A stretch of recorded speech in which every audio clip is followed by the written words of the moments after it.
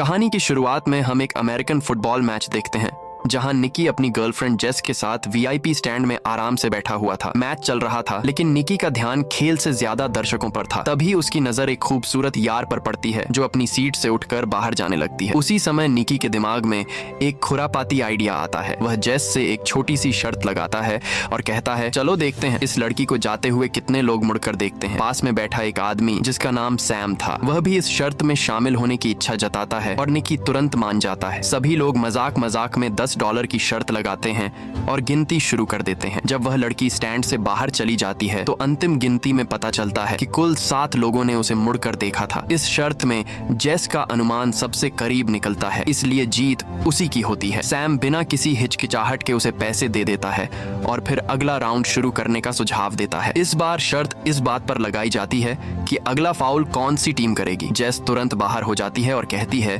कि उसे खेल की ज्यादा समझ नहीं है, लेकिन निकी उत्साह में आकर $1000 की शर्त लगा देता है। जैसे ही सीटी बजती है, रेफरी फाउल का संकेत देता है और वही टीम फाउल करती है जिस पर निकी ने दांव लगाया था। निकी शर्त जीत जाता है और पैसे अपनी जेब में रख लेता है, लेकिन सैम का उत्साह और बढ़ जाता है। वह कहता है, चलो इस बार $5000 की शर्त लगाते हैं। अब सवाल यह था कि खिलाड़ी गेंद को पास करेगा या खुद लेकर दौड़ेगा। $5000 की शर्त सुनकर निकी थोड़ा झिझकता है, लेकिन आखिरकार मान जाता है। सैम कहता है कि खिलाड़ी दौड़ेगा, जबकि निकी का अनुमान था कि वह पास करेगा। सीटी बजते ही खिलाड़ी गेंद लेकर दौड़ पड़ता है। इसका मतलब था कि निकी $5000 हार चुका था। अब निकी कहता है, ठीक है, $5000 हार गए, यहीं रुकते हैं। और वह जेस को कॉफी पीने चलने के लिए कहता है। वह वहां से जाना चाहता था, लेकिन सैम उसे रोक लेता है। सैम कहता है, तुम वीआईपी लाउंज में बैठे हो, तुम्हारे पास पैसे हैं, $5000 के लिए इतना परेशान क्यों हो रहे हो? एक और शर्त लगाते हैं, इस बार $10,000 की। आखिरकार निकी फिर से मान जाता है। अब सवाल था कि अगला पास सफल होगा या नहीं। निकी कहता है कि पास सफल होगा, लेकिन दूसरी टीम बीच में ही गेंद पकड़ लेती है। अब तक निकी कुल $15,000 हार चुका था। पैसे निकालते समय उसके चेहरे पर झुंझलाहट साफ दिखाई दे रही थी। कुछ देर सोचने के बाद वह अचानक कहता है, इस बार $50,000 की शर्त लगाते हैं। यह सुनकर जेस हैरान रह जाती है, लेकिन निकी के चेहरे पर गुस्सा साफ दिखाई दे रहा था। इस समय किस्मत बिल्कुल भी निकी का साथ नहीं दे रही थी। वह अगली शर्त भी हार गया और उसे $50,000 और देने पड़े। अब जेस बार बार उसे रोकने की कोशिश करने लगी। वह कह रही थी कि उसे तुरंत रुक जाना चाहिए, लेकिन अब निकी पर गुस्से और अहंकार का कब्जा हो चुका था। बिना कुछ सोचे समझे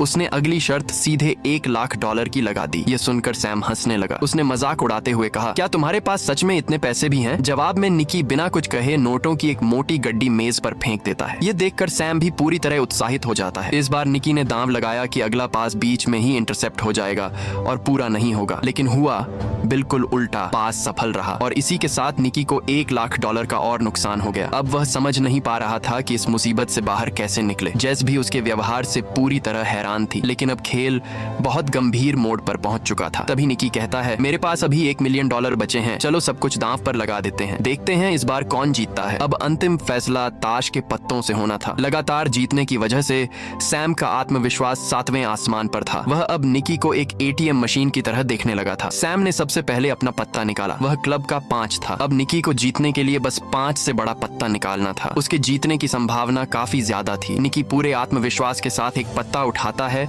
और उसे पलट देता है, लेकिन वह हार्ट का 3 निकलता है। यह देखते ही जेस अपनी कुर्सी से लगभग गिर पड़ती है। जब निकी ने खेल शुरू किया था तब उसका इरादा सिर्फ $10 की शर्त लगाने का था, अधिक, लेकिन अब वह $10,00,000 से भी अधिक हार चुका था। इतनी शर्मनाक हार के बाद वह चुपचाप जेस का हाथ पकड़कर बाहर जाने लगा। वह अंदर से बहुत परेशान था, लेकिन सैम उसे और चिढ़ाने लगा। उसने कहा, जब तुम उस्ताद से टकराते हो तो यही होता है। निकी रुक गया और इस बार $2 मिलियन की शर्त लगा दी। अब शर्त थोड़ा अलग था। निकी ने चुनौती दी कि सैम दूरबीन से किसी भी खिलाड़ी को चुन सकता है और यदि निकी उस खिलाड़ी की जर्सी का नंबर सही बता दे तो जीत उसकी होगी। सैम थोड़ा उलझ गया। उसने कहा, यह तो दिमाग पढ़ने जैसा है। उसे लगा कि निकी खुद को हार की तरफ धकेल रहा है। सैम को यह शक भी होने लगा कि शायद निकी कोई धोखा देने वाला है। उसका शक दूर करने के लिए निकी ने कहा, ठीक है, मैं अनुमान नहीं लगाऊंगा, इस बार जेस बताएगी। जेस गुस्से से निकी को देखने लगी। उसे समझ नहीं आ रहा था कि क्या हो रहा है। उसने कहा, इतने सारे लोगों में से मैं सही जर्सी नंबर कैसे बता सकती हूँ? यह कहकर वह वहां से जाने लगी, लेकिन सैम के सिक्योरिटी गार्ड ने उसे रोक लिया और उनके बीच हल्की झड़प हो गई। जेस ने खुद को शांत किया। निकी ने उससे कहा, बस चारों तरफ देखो और जो नंबर तुम्हें अपना सा लगे वही बोल दो। सैम ने दूरबीन उठाकर एक खिलाड़ी चुन लिया। फिर जेस ने दूरबीन ली और पूरे मैदान को देखने लगी। उसे हर तरफ जर्सी नंबर दिखाई दे रहे थे। वह कैसे अनुमान लगाती? तभी उसकी नजर एक परिचित चेहरे पर पड़ी और उसे निकी की बात याद आई कि वह वही नंबर चुने जो उसे अपना लगे। उनका दोस्त फरहाद जर्सी नंबर 55 पहने हुए था। जेस समझ गई कि यह सब निकी की योजना का हिस्सा था। उसने कहा 55 और वही सही जवाब निकला। सैम दंग रह गया। जेस भी सोचने लगी कि निकी को कैसे पता था कि सैम वही नंबर चुनेगा, लेकिन उस समय इससे कोई फर्क नहीं पड़ता था। वे शर्त जीत चुके थे। दोनों को $10 लाख का मुनाफा हुआ और उनका सारा हारा हुआ पैसा वापस मिल गया। वे स्टेडियम से पैसों से भरे 2 बड़े बैग लेकर निकले। कार में निकी ने जेस को बताया कि यह सब उनकी योजना का हिस्सा था। वे काफी समय से सैम पर नजर रख रहे थे। हाई सोसाइटी में सैम अपनी जुए की बुरी आदतों के लिए मशहूर था। उसके सामने कोई भी शर्त रख दी जाए वह तुरंत उसमें कूद पड़ता था। निकी की टीम ने पूरे खेल की पहले से योजना बना रखी थी। जैसे ही सैम अपने होटल के कमरे से बाहर निकला, उसके मन में नंबर 55 बैठाना शुरू कर दिया गया था। सिक्योरिटी गार्ड की बैज पिन पर भी 55 लिखा हुआ था। स्टेडियम तक जाने वाले रास्ते के साइन बोर्डों पर भी वही नंबर दिखाई देता था। उन्होंने सिर्फ उसे यह नंबर दिखाया ही नहीं बल्कि सुनाया भी। मैच देखने आते समय सैम की कार में एक ऐसा गाना चलाया गया था जिसमें बार बार 55 नंबर दोहराया जाता था। उस गाने में यह नंबर 124 बार बोला गया था, जिससे बार बार उसका ध्यान उसी ओर खींचता रहा। उसे फरहाद की एक तस्वीर भी दिखाई गई थी जिससे उसके दिमाग में एक इमेज बन गई थी। इसलिए जब सैम ने दूरबीन से मैदान की ओर देखा तो उसका दिमाग स्वाभाविक रूप से नंबर 55 की ओर चला गया और जेस ने फरहाद को देखते ही 55 कह दिया। जेस को पहले से कुछ भी नहीं बताया गया था ताकि पूरे खेल के दौरान उसके हाव भाव स्वाभाविक बने रहें। इस तरह किसी को भी उस पर शक नहीं हो सकता था। सब कुछ सुनने के बाद जेस निकी से बहुत प्रभावित हो गई। इसके बाद कहानी हमें कुछ दिन पीछे ले जाती है। कुछ दिन पहले निकी एक कमरे में बिस्तर पर लेटा हुआ था। उसके पास जेस बैठी थी और एक आदमी उसकी कनपटी पर गन ताने खड़ा था। जेस उसके बगल में बैठी थी जिससे उसकी मुलाकात हाल ही में हुई थी। साफ था कि किसी ने निकी को जाल में फंसाया था, लेकिन उसके चेहरे पर डर का कोई निशान नहीं था। वह शांत स्वर में बोला, मेरे पास एक पैसा भी नहीं है, अगर गोली मारनी है तो मार दो। गन वाले आदमी ने निकी की रिएक्शन को समझा और तुरंत समझ गया कि यह आदमी बहुत चालाक है, बल्कि उनसे भी ज्यादा जीनियस है, और उसका अनुमान बिल्कुल सही था। निकी एक माहिर ठग था जो छोटी छोटी ठगी और चोरी को बहुत सफाई से अंजाम देता था। जेस ने धोखे से निकी को उस कमरे तक पहुंचाया था, लेकिन निकी ने उसके अंदर एक नेचुरल टैलेंट देख ली थी। उस समय जेस कुछ भी नहीं समझ रही थी। जब गन वाला आदमी चला गया तो निकी ने उससे कहा, तुम्हारे अंदर एक खास हुनर है। अगर तुम लोगों को बेवकूफ बनाने की इस क्षमता को निखार लो तो बहुत आरामदायक जिंदगी जी सकती हो। निकी ने कहा, यह हमारा फैमिली बिजनेस है। मेरे पिता, उनके पिता सब ठग थे। हम खून से ही धोखेबाज। बिना समय गवाए जेस ने कुछ पैसे निकाले और कहा, मैं तुमसे सीखना चाहती हूँ। निकी मान गया। कमरे से बाहर निकलते समय उसने जेस की एक अंगूठी चुरा ली और उसे इसका एहसास तक नहीं हुआ। जब तक जेस को अंगूठी के गायब होने का पता चला, उसकी घड़ी भी गायब हो चुकी थी, और जब उसने घड़ी अपने हैंडबैग में रखी तब तक निकी उसका पर्स भी निकाल चुका था। इन सारे करतबों के बाद निकी मुस्कुराकर बोला, हाथ की सफाई, सही समय और थोड़ा सा स्टाइल, बस यही चाहिए इस काम के लिए। फिर उसने जेस को अलविदा कहा और वहां से चला गया। कुछ महीनों बाद जेस ने निकी को न्यू ऑर्लियंस में ढूंढ निकाला, जहां वह अपनी नई टीम तैयार कर रहा था। असल में उनकी यह मुलाकात भी एक टेस्ट थी। निकी यह देखना चाहता था कि जेस उसकी टीम में शामिल होने लायक है या नहीं। जब जेस ने हामी भर दी तो निकी ने उसे अपनी टीम के एक मेंबर के साथ एक मेले में भेज दिया। ये जेस का पहला मिशन था। उसके हाथ में एक मैप था और वह लोगों से रास्ता पूछने लगी। जब वह लोगों का ध्यान भटका रही थी, उसी दौरान उसका साथी चुपके से एक टूरिस्ट के कैमरे का लेंस चुरा लेता है। फिर टीम का एक दूसरा मेंबर जानबूझकर एक आदमी से टकराता है और उसी क्षण जेस उसका पर्स निकाल लेती है। अब जेस को अपनी चोरी की कला पर भरोसा होने लगा था। उसने चॉपस्टिक की मदद से एक महिला के बैग से उसका पर्स भी निकाल लिया। सब कुछ इतनी सफाई से हुआ कि किसी को जरा भी शक नहीं हुआ। निकी एक इमारत की छत से यह सब देख रहा था। उसने टीम को आदेश दिया कि अब जेस को अकेला छोड़ दिया जाए। अब उसके अकेले उड़ान भरने का समय था। जेस एक के बाद एक महंगी चीजें चुराने लगी और हर सफल चोरी के साथ निकी की नजरों में उसकी इज्जत बढ़ती चली गई। अब निकी ने उसे एक और बड़ा काम सौंपा। इस बार यह एक हाई टेक धोखाधड़ी थी। खास तरह के लेंसों की मदद से वे दूसरे खिलाड़ियों के ताश के पत्ते देख सकते थे और आसानी से उन्हें हरा सकते थे। इसके अलावा क्रेडिट कार्ड चोरी करने का भी एक सिस्टम था। चुराया गया कार्ड गुप्त रूप से टीम के एक साथी तक पहुंचाया जाता था, जहां एक विशेष मशीन उसकी पूरी जानकारी कॉपी कर लेती थी। इसके बाद की एक और चाल नकली एटीएम मशीन थी। जब भी कोई व्यक्ति उससे पैसे निकालता वह मशीन चुपके से उसका पिन नंबर सेव कर लेती थी। बाद में फरहाद उस मशीन को हटाकर सारा डेटा निकाल लेता था। चुराए गए सभी क्रेडिट कार्ड अलग अलग कैटेगरीज में बांटे जाते थे। उनसे महंगी लग्जरी चीजें खरीदी जाती थीं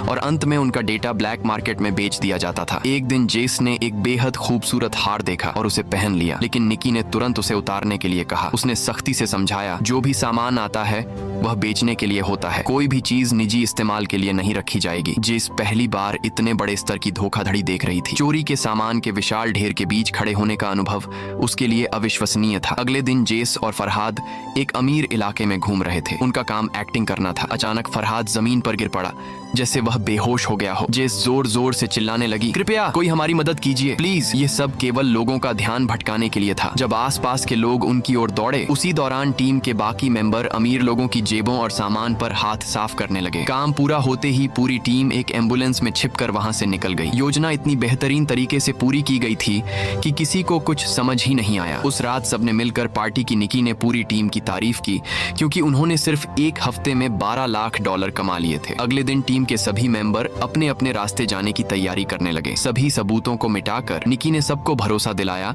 कि कुछ दिनों के भीतर उनकी कमाई उनके बैंक खातों में भेज दी जाएगी। लेकिन टीम के पुराने मेंबर जानते थे कि निकी का अभी एक आखिरी मिशन बाकी है। अगली सुबह निकी जेस को स्टेडियम के VIP लाउंज में ले गया। उसने जेस के सामने पूरा प्रदर्शन करके दिखाया कि कुछ ही मिनटों में $1 मिलियन कैसे कमाए जा सकते हैं। अब तक जेस निकी से प्यार करने लगी थी। उसे लगता था कि वह निकी की गर्लफ्रेंड है और इसी वजह से निकी उसे यह सब दिखा रहा है। लेकिन सच यह था कि निकी ने उसे सिर्फ अपने फायदे के लिए टीम में शामिल किया था। जब सब कुछ खत्म हो गया तो निकी ने जेस को $80,000 दिए और वहां से गुड बाय कहकर चला गया। जेस की आंखों में आंसू थे। उसका दिल टूट चुका था क्योंकि वह निकी से प्यार करने लगी थी। लेकिन दूसरी तरफ उसे यह भी लग रहा था कि $80,000 बहुत कम है क्योंकि निकी अभी अभी $10 लाख कमा चुका था। लेकिन निकी की दुनिया में इमोशंस के लिए कोई जगह नहीं थी। अब जेस उसकी असली सच्चाई देख चुकी थी। करीब 3 साल बाद एक रेसिंग कार एक सर्विस स्टेशन पर आकर रुकती है और हम एक बार फिर निकी को देखते हैं। उसकी आंखों में थकान साफ दिखाई दे रही थी और उसके चेहरे से लग रहा था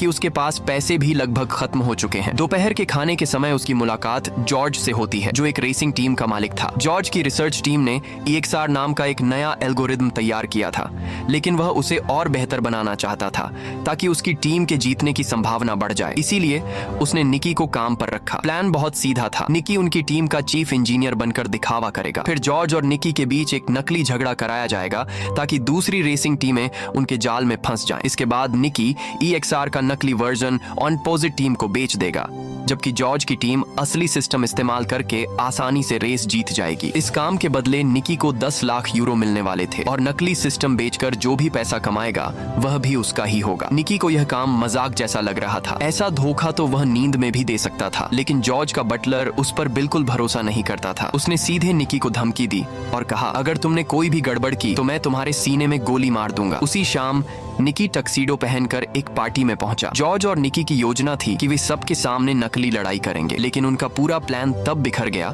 जब सीढ़ियों से उतरती हुई जेस दिखाई दी। उसने लाल रंग की खूबसूरत ड्रेस पहन रखी थी। वह सीधे जॉर्ज के पास गई और उसे गले लगा लिया। यह देखकर निकी की आंखों में गुस्सा भर गया। उसका दिमाग सुन्न पड़ गया। 3 साल बाद उसने पहली बार जेस को देखा था और अब वह किसी और के साथ थी, और वह भी उसी आदमी के साथ जिसने निकी को नौकरी पर रखा था। जेस शांति से निकी के पास आई और बोली कि अब वह कोई फ्रॉड नहीं रही। 3 साल पहले जो कुछ हुआ था वह अब मायने नहीं रखता। उसने यह भी कहा कि जॉर्ज को उनके पुराने रिश्ते के बारे में कुछ नहीं पता और बेहतर होगा कि उसे कभी पता भी न चले। ये सुनते ही निकी का गुस्सा और बढ़ गया। उसने एक गिलास वोडका उठाया और एक ही घूंट में पी गया। पहले वह सिर्फ गुस्सा होने का नाटक करने वाला था, लेकिन अब वह सच में गुस्से में था। जॉर्ज के साथ जो लड़ाई सबके सामने हुई वह अब कोई ड्रामा नहीं थी, वह पूरी तरह असली थी। उनकी यह लड़ाई ठीक वैसे ही ऑपोजिट रेसिंग टीम का ध्यान खींचने में सफल रही जैसा उन्होंने सोचा था। कुछ देर बाद सिक्योरिटी आई और निकी को पार्टी से बाहर निकाल दिया, लेकिन अब उसके हाथ में ऑपोजिट टीम का बिजनेस कार्ड था। अगली सुबह निकी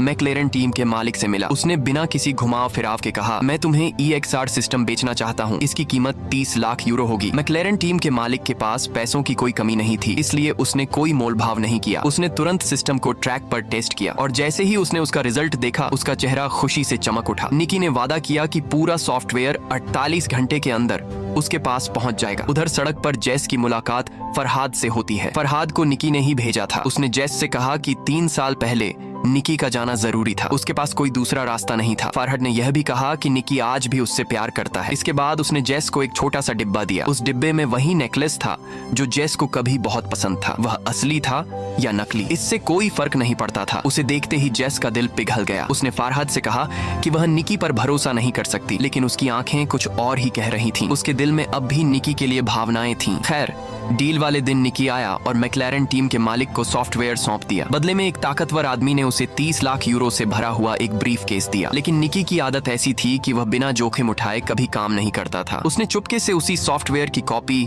हर रेसिंग टीम को बेच दी थी। हर हैंडशेक के साथ उसके पास लाखों यूरो आते गए। जिसने भी उससे हाथ मिलाया उसने उसे करोड़ों के बराबर रकम दी। और रेस शुरू होने तक किसी को इस बात का अंदाजा नहीं था कि हर टीम को बिल्कुल वही EXR सिस्टम बेचा गया है। उस रात भागने के बजाय निकी ने जेस को मैसेज भेजा। उसने लिखा कि अगर वह समय पर आ जाए तो दोनों साथ में भाग सकते हैं। निकी उसका इंतजार करता रहा, लेकिन कोई नहीं आया। आखिरकार जब उसने उम्मीद छोड़ दी और जाने के लिए मुड़ा, तभी जेस वहां पहुंच गई। लेकिन अब भागने में बहुत देर हो चुकी थी, क्योंकि उसी समय वह ताकतवर आदमी जिसने मैक्लेरन टीम की तरफ से उसे 30 लाख यूरो दिए थे, उसके सामने आकर खड़ा हो गया। असल में वह जॉर्ज का आदमी था। उसे सच्चाई का पता चल चुका था। उसे मालूम हो गया था कि निकी ने नकली नहीं बल्कि असली सॉफ्टवेयर बेच दिया है। उसे 10 लाख यूरो की परवाह नहीं थी। अब उसने अपना पूरा रेसिंग गियर पहन लिया और जानबूझकर अपनी कार निकी की कार से टकरा दी। एक भयानक हादसे के बाद निकी और जेस दोनों को पकड़ लिया गया। उन्हें बांध दिया गया और उनके सामने चोरी किए गए सारे पैसे रख दिए गए। जॉर्ज बेहद गुस्से में था। उसने इस सॉफ्टवेयर को बनाने में 4 करोड़ यूरो खर्च किए थे और अब सब कुछ बर्बाद हो चुका था। सबसे बुरी बात यह थी कि उसे अभी तक समझ नहीं आया था कि निकी ने असली सॉफ्टवेयर आखिर चुराया कैसे। जब निकी चुप रहा तो जॉर्ज ने जेस की नाक दबा दी और उसकी सांस रोकने लगा। ये देखकर निकी टूट गया। उसने सब कुछ कबूल कर लिया। उसने बताया कि उसने जेस के पुराने प्यार को फिर से जगाकर उसे दोबारा अपने प्यार में फंसा लिया था। उसने कहा कि जो नेकलेस उसने जेस को दिया था उसमें एक खास चिप लगी हुई थी। जैसे ही जॉर्ज ने सॉफ्टवेयर खोला, उस चिप ने उसका पासवर्ड चुरा लिया और पूरा डेटा कॉपी कर लिया। ये सुनकर जेस का दिल टूट गया। उसकी आंखों से लगातार आंसू बहने लगे। लेकिन जॉर्ज और उसके आदमी हंसने लगे। उन्हें कहानी तो पसंद आई, लेकिन वे उसकी एक भी बात पर यकीन नहीं कर रहे थे। तभी जॉर्ज ने कहा, जेस कभी मेरी गर्लफ्रेंड थी ही नहीं। मुझे पता था कि वह सिर्फ मेरे पैसों के लिए मेरे साथ है। जेस ने भी मान लिया कि वह सिर्फ जॉर्ज की महंगी घड़ियों का कलेक्शन चुराने के लिए उससे प्यार का नाटक कर रही थी। ये सुनकर निकी हैरान रह गया। तो जेस ने जॉर्ज से झूठा प्यार सिर्फ इसलिए दिखाया था ताकि निकी को जलाया जा सके। अब दोनों फंस चुके थे। जॉर्ज ने बटलर की तरफ देखा और पूछा कि आखिर निकी ने सॉफ्टवेयर चुराया कैसे। जैसे ही निकी बोलने वाला था, बटलर ने अचानक गोली चला दी। गोली सीधे निकी के सीने में लगी। जॉर्ज का चेहरा सफेद पड़ गया। वह घबरा गया और बटलर से बोला, पैसा तो मैं दोबारा कमा सकता हूँ, लेकिन अगर मैं हत्या के केस में फंस गया तो बर्बाद हो जाऊंगा। जॉर्ज ने तुरंत बटलर को नौकरी से निकाल दिया और गोदाम से भाग गया। उधर जेस बुरी तरह रो रही थी, लेकिन बटलर बिल्कुल शांत था। उसने कहा, घबराने की कोई जरूरत नहीं है, मैं असल में निकी का आदमी हूँ। सच्चाई यह थी कि वही बटलर निकी का पिता था। उसने गोली बहुत सोच समझ कर चलाई थी। गोली दिल के पास लगी थी, दिल के आर पार नहीं गई थी। उसने घाव को टेप से बंद किया, अतिरिक्त खून बाहर निकाला और निकी के सीने में हवा का दबाव संतुलित किया। अचानक निकी ने अपनी आंखें खोल दी। वह जिंदा था। यह एक पागलपन भरा प्लान था, लेकिन काम कर गया। उनके पीछे पैसों का एक विशाल ढेर पड़ा हुआ था। तीनों वहां से निकल गए। असल में निकी एक अनाथ था और इसी आदमी ने उसे पाला पोसा था। उसी ने निकी को ठगी और चालाकी के सारे गुण सिखाए थे। उनका एक ही नियम था, कभी भावनाओं में मत बहो। लेकिन अब निकी सचमुच जेस से प्यार करने लगा था। बटलर दोनों को सड़क किनारे छोड़कर सारा पैसा अपने साथ ले गया। निकी के पास कुछ भी नहीं बचा, लेकिन अस्पताल जाते समय उसने जेस के हाथ में कुछ चमकता हुआ देखा। वह जॉर्ज की 2 लाख यूरो कीमत वाली घड़ी थी। निकी ने जेस की तरफ देखा, जेस ने निकी की तरफ देखा और दोनों मुस्कुरा दिए। ऐसी चालाकियों और हाथ की सफाई के साथ